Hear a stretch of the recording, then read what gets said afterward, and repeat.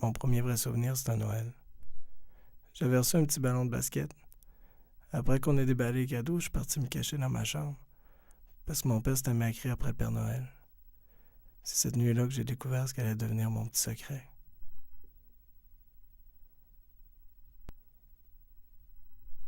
Le Père Noël s'était mis à crier plus fort. C'est là que j'ai entendu mon père lui dire de décrisser. Quand je l'ai vu dans la salle de bain, j'étais tellement excité. Je pensais qu'elle allait sortir par la fenêtre. Je m'étais dit que s'il sortait par la fenêtre, c'était sûrement parce que les reines étaient dans la cour arrière. C'est ce jour-là que j'ai arrêté de croire au lutin. Pas longtemps après, mon frère, en fait, mon demi-frère, est parti vivre chez sa mère. Cette année-là, mon père m'a dit qu'il était rendu dans le bout de Vancouver, qu'il reviendrait jamais, puis que c'était rien qu'un hostie drogué.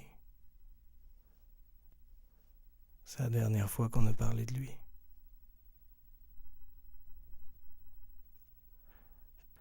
Quand j'étais petit, ma grand-sœur et moi, on était tout le temps ensemble. C'était ma meilleure amie. Mon père m'avait raconté que quand j'étais bébé, elle m'avait tout le temps dans ses bras.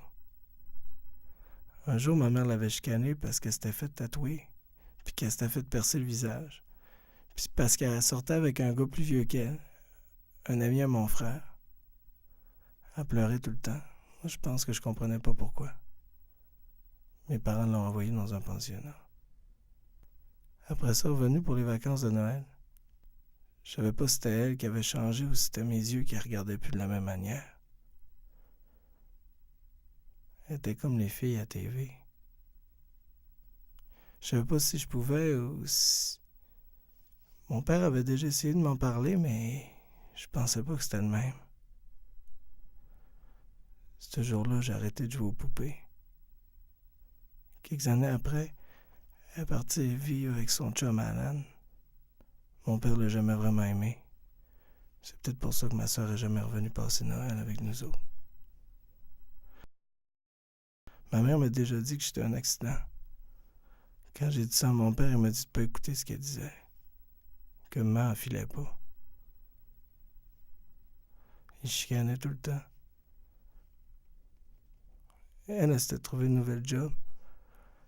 Après le temps des fêtes, mon père, lui, est parti travailler dans le Nord. Sur un contrat. Je me faisais tout le temps garder. Ma mère s'était mise à rentrer tard. Des fois, elle imitait des amis. Des collègues comme Luc. Elle puis lui s'enfermaient tout le temps dans la salle de bain. Des fois, je l'entendais rire fort. C'est souvent ça qui me réveillait. Luc, qui était gentil. Un matin même, il m'a fait à déjeuner. Ma mère m'avait dit de pas le dire. Mais quand je l'ai dit à mon père, il m'a dit qu'il savait, que maman allait s'en aller. Mon père m'a dit qu'on allait rester lui puis moi, parce que maman c'était rien qu'une menteuse. Puis que j'allais rester avec lui. Mais finalement, je suis parti avec elle.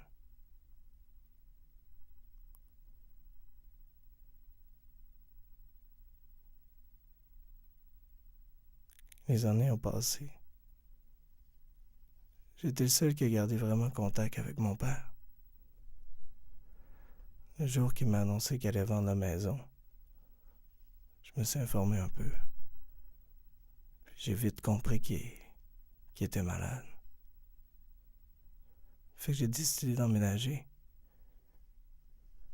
Il n'y a rien qui avait vraiment changé.